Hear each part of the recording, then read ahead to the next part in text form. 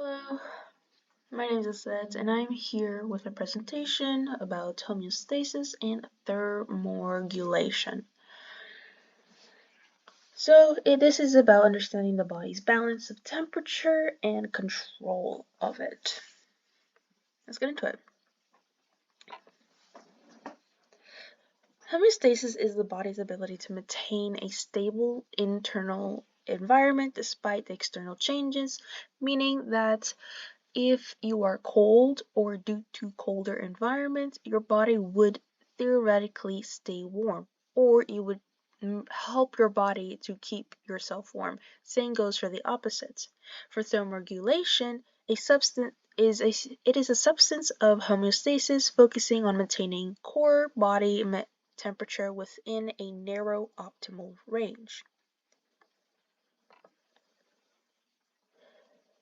The enzymic and metabolic function of this is that it enables biochemical reactions that operates within a specific temperature range, which this could happen, but it's not as often. But the enzyme activity can be weakened due to deviations affecting the metabolism and the overall health. Again, this also due to the ability to control the temperature, this also helps you with the protection against environmental extremes and immune responses. When exposed to cold, the hypothalamus activates shivering, and the thermoregulatory response involves rapid involuntary muscle contractions, which is also caused to shivering, that generates heat to maintain core body temperature. This process, known as shivering, which is also known as shivering, as I said before, is essential for preventing hypothermia in cold environments.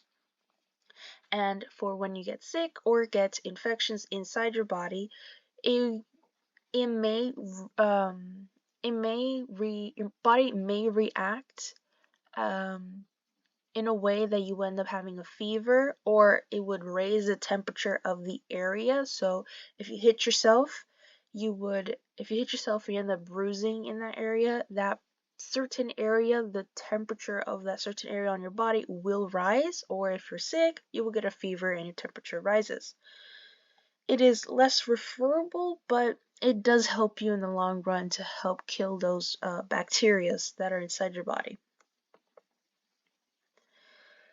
This also helps support survival and adaptation. The effect of thermals is vital for survival, especially in extreme conditions, which failure to regulate body temperature can lead to conditions that are not so pretty, like hypothermia and hypothermia. The difference between each is that hyperthermia is when you get too hot, and it's like a heat stroke. So when you get too hot, you end up overheating, which is bad because it will cause you to have hallucinations. You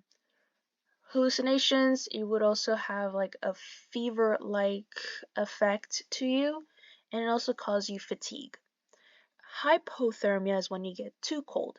This will cause to you having a lot of shivering. Also, frostbites is one of the things that happens. Like, for an example, there are climbers who like to climb Mount Everest. They would experience hypothermia, and due to hypothermia, they do pack for things, but in smaller areas like your hands and your feet, that doesn't have higher control for keeping your body warm. Those will be the first areas that frostbite will attack you, which makes sense why a lot of people who climbed Mount Everest that survived has severe frostbites in their toes and fingers. Of course, this would be different between men and women, but men and women, because men are not as does not have a as much of a warm core as a woman does, which makes sense to why women are usually more cold than men. And of course, either one can become life-threatening. And of course, these two things have a huge importance in human uh, physiology. I believe I said that right. Physiology. It helps in maintaining homeostasis and overall health and function. This disruption can lead to conditions such as dehydration, acidosis, or hypothermia or hyperthermia, underscoring its significance in enabling systems like metabolism and immune response to operating efficiently. Which also makes sense why a person who has a low immune system will get sick easier because they don't have that um, high amount of what's needed for their body to keep the normal amount of temperature. The relationships between them is actually quite similar, but there is a small thread that makes them different. Homeostasis and homeothermion um are are connected also, but thermoregulation is a crucial aspect in homeostasis, proper to temperature control computing inside the core, while metabolic activities is the overall physiological stability of the body. So this would keep you like sweating. It would help you sweat to keep the overall temperature of the body to cool down, while thermoregulation would keep uh, your core, how do you say this? Your core temperature stable and the same temperature.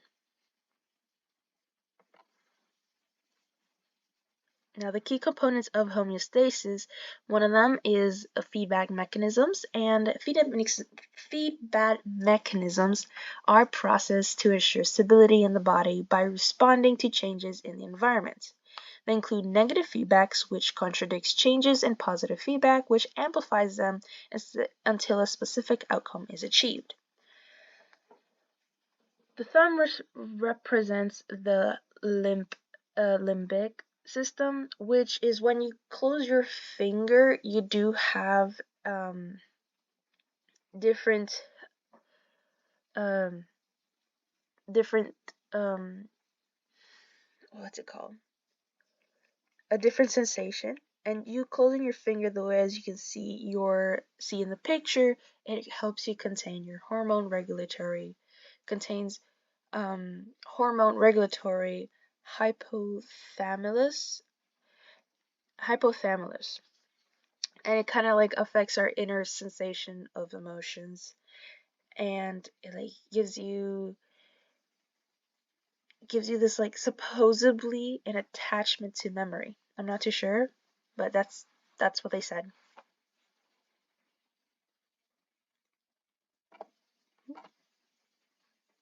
Another thing is that they have a role in the endocrine system, which regulates homeostasis through hormone secretion from glands.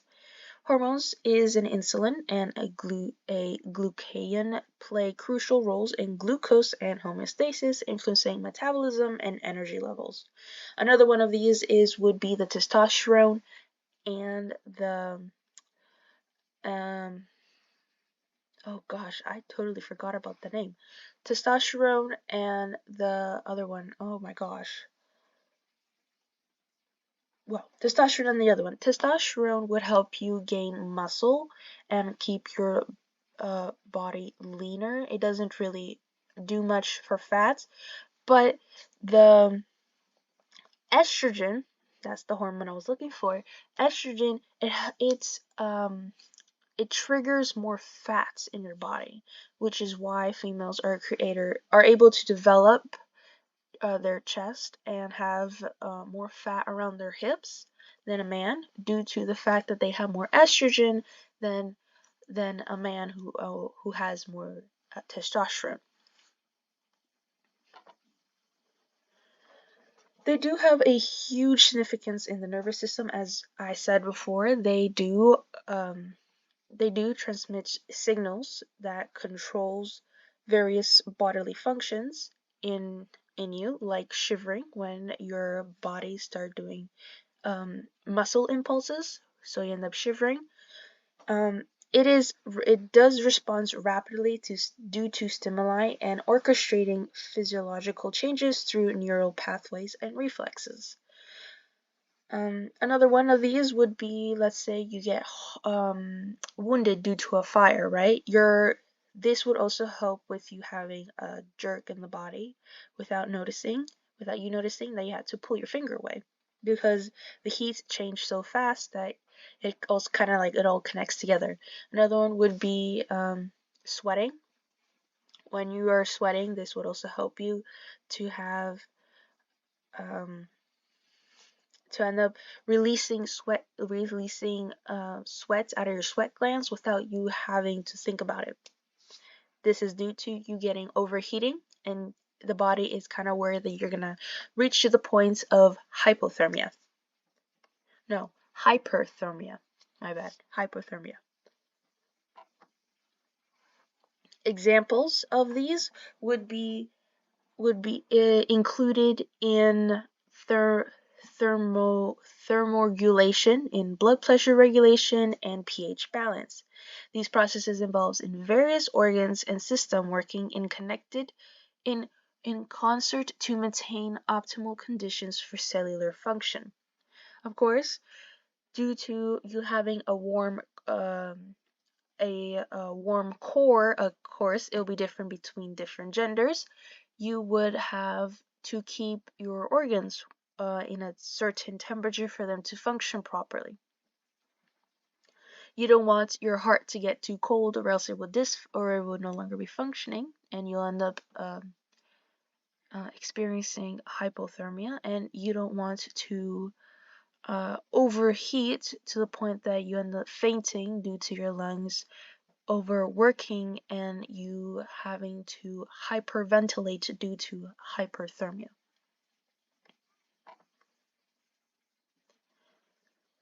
One of these mechanisms is physiological responses to temperature changes. As I have said before, the human body employs several physiological responses to regulate temperature, including vasodilation and vasoconstrictions. These processes adjust blood flow to the skin and enables heat exchange in the environmental to maintain core temperature. Like I said before, because there are some areas in the body, which are your feet and hands, if you end up getting too cold, your body would focus more on your core, your mind, your head, and just anywhere like your torso and shoulder area, even your legs sometimes and arms, as like priority, so they would like not really focus on your fingers and toes, hands or feet, which is another reason why that women who have a hotter core than men which usually would have cold feet and hands, because they have to constantly keep their core and their body in total warm, compared to a man who has not so much of a not so much of a um, hot hot core. They don't really need to regulate their temperature as much.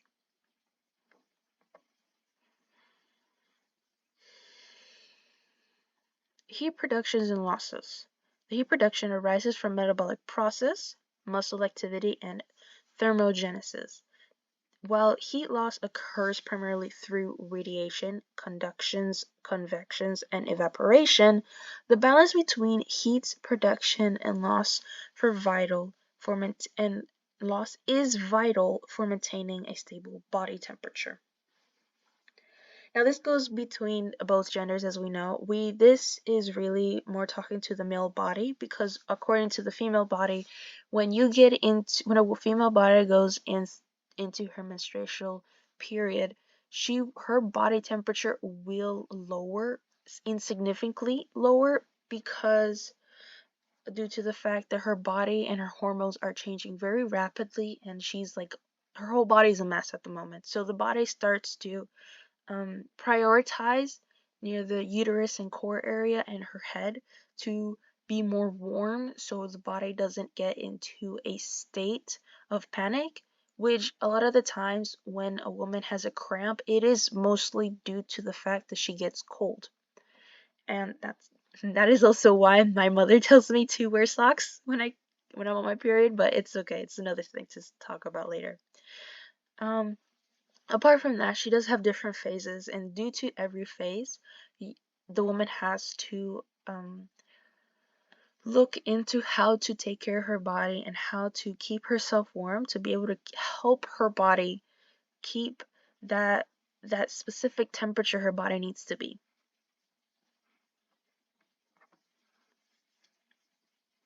Now, the sweat glands and blood flow has a whole role in them.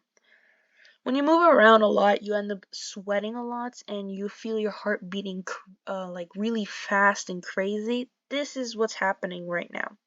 Your sweat your sweat becomes is a vital your sweat is a vital mechanism for cooling the body. So when you end up working out, your body temperature ends up rising and your body wants to keep that temperature low. Doesn't like the high temperature. So it would signal your sweat glands to start producing liquid, which is that liquid, as we know, is called sweat.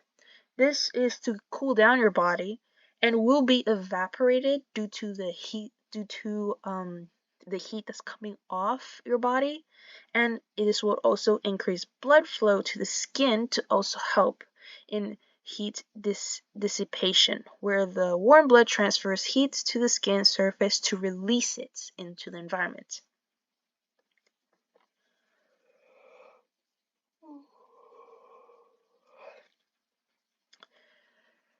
Another interesting part of this is that there are behavioral adaptations. Behavioral adaptations, like a child playing in a playground.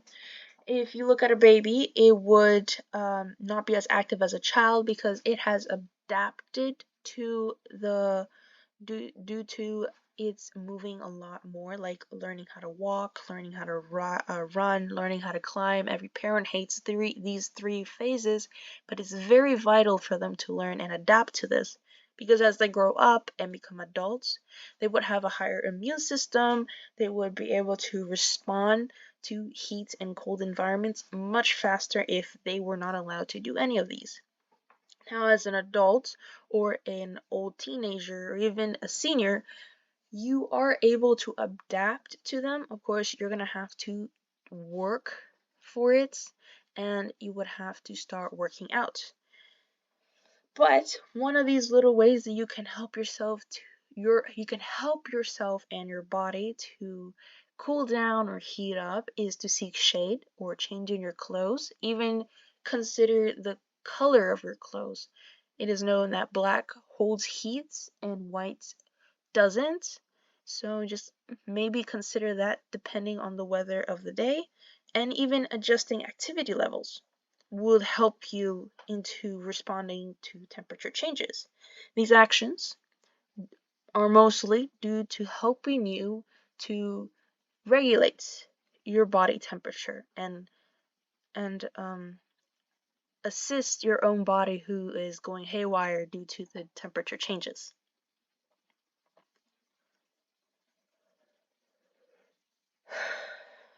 Now, one of these case studies that has been shown, I couldn't find more than one, but this one I really liked it because it's actually recent and been a trend for like a couple years now, is an ice bath. Literally an ice bath. Studies have been examining on individuals had exceptional cold tolerance during 88 minutes of full body ice immersion and have found out that despite a significant drop in skin temperature and double skin temperature from 28 to 34 degrees to 4 to 15 degrees freezing, I know. Welcome to Canada, am I right? And a doubling of oxygen consumptions from 5.7 to 11.3 mlkg 1 minutes once. The core body temperature decreases only slightly though. It's just 0.6 really. And the heart rate and mean arterial pressure remains stable during the first 30 minutes but increases later in the immersion. These findings suggest that, again, adaptively, that word, not great with long words, the body is able to adapt. And if you continue putting your own body into situations, your body will learn to tolerate or be more prepared or react properly to these temperature changes, which is why it is also recommended to not do 88 minutes of full body immersion in ice water, to just start off slow. Start off with 5 minutes, then you start building up every 5 minutes. What is the healthy way of doing it? But even then, again, according to the women's body, women bodies are much warmer than a man.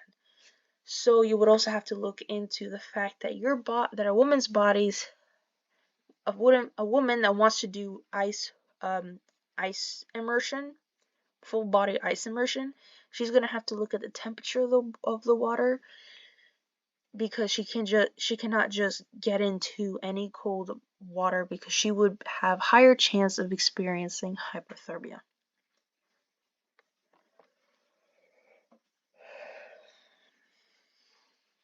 Homeostasis, and of course this is just summary, but the homeostasis maintains a stable internal environment vital for surviving, while the thermoregulation controls body temperature. Understanding these processes is crucial for comprehending human health and psychological responses. Now, on to questions.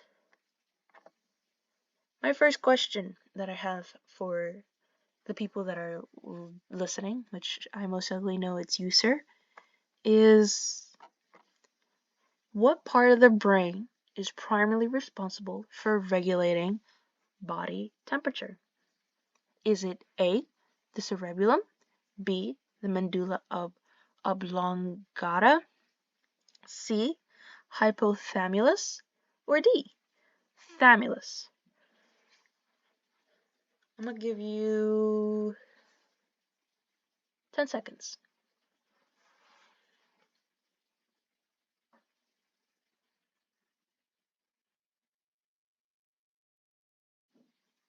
You're right. It is C, hypothalamus. Next question. Explain how vasodilation aids in thermoregulation. Sorry I didn't give you much time to think about it, but it would help you widen these blood vessels near the skin surface, increasing blood flow to the skin. This enhances blood flow, allowing more heat to be released from the body into the environment, helping to lower internal temperature, and is an essential mechanism the body uses to prevent overheating in warm conditions. Like I have said earlier, how the blood flow helps release heat from inside your body when you're working out mostly, or when you're close or even not even near to hypothermia.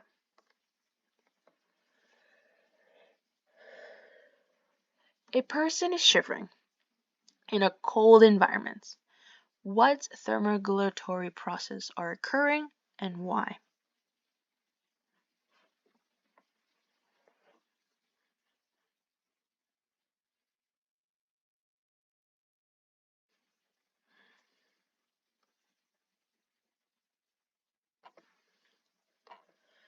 When a person shivers in a cold environment, their body is engaging a thermoregulatory process to maintain the core temperature, and hypothalamus detects the drop in temperature and signals skeletal muscles to contract and relax rapidly, producing heat through increasing metabolic activity. This involuntary response, known as shivering, shivering thermogenesis helps raise body temperature to contradict the cold. Next question. Which of the following is the mechanism of heat production without muscle activity? We just done this one. I hope you can get it. Please get it. If you not get it, I will not be quite happy about this. Is it A, shivering, B, non-shivering thermogenesis, C, vasodilation, or D, sweating?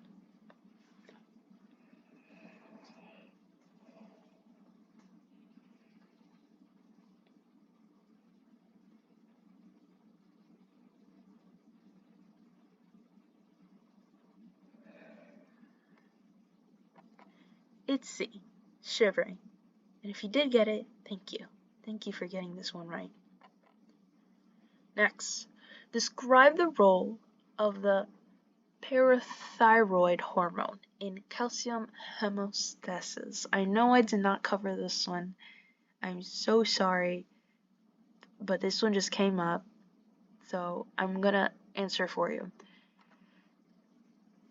This hormone, which is also known PTH, increases blood calcium levels by stimulating bone resorption, enhancing calcium reabsorption in the kidney, and promotes activations of vitamin D to increase intentional calcium absorption.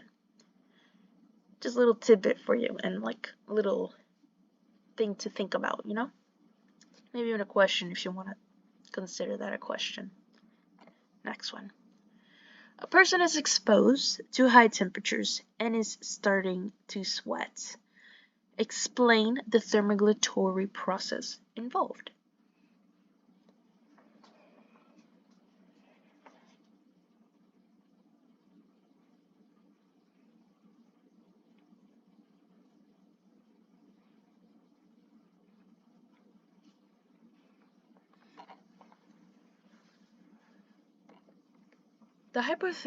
It is the hypothalamus that detects increased body temperature and activates the sweat glands. As sweat evaporates from the skin's surface, it dissipates heat, cooling the body. According to me, it does not cool me down unless like a gush of wind hits me in the face. But other than that, I just feel more hot, to be honest. Next, what is the normal range for the human temperature? We talked about it in the case. If you've not been listening, well, you can always go back in this video to see what the temperature is. Is it A, 35 degrees to 36 degrees, B, 36.5 degrees to 37.5 degrees, C, 37.5 degrees to 38.5 degrees, or D, 38.5 degrees to 39.5 degrees. I'm going to give you a little time to think about it.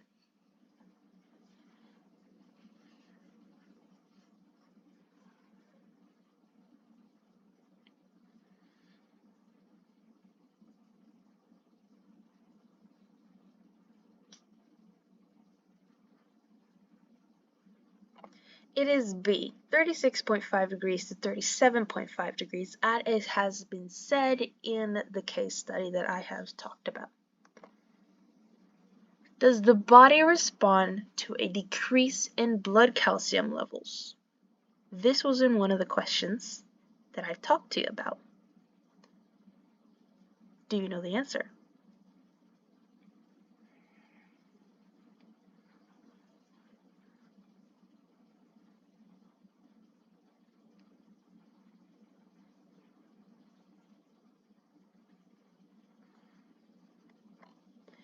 The parathyroid glands secretes, also known as PTH, which acts to increase blood calcium levels by stimulating bone resorptions, enhancing renal calcium reabsorption, and promoting activation of vitamin D for increased intestinal calcium absorption. Oops. Next. Which hormone is released in response to low blood calcium levels?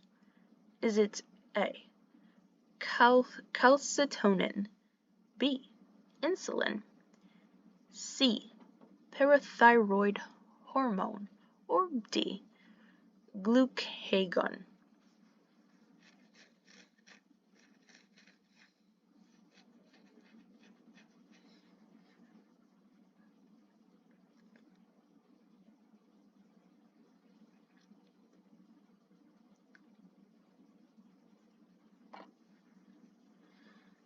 Oh, I I didn't put that one in. It is C.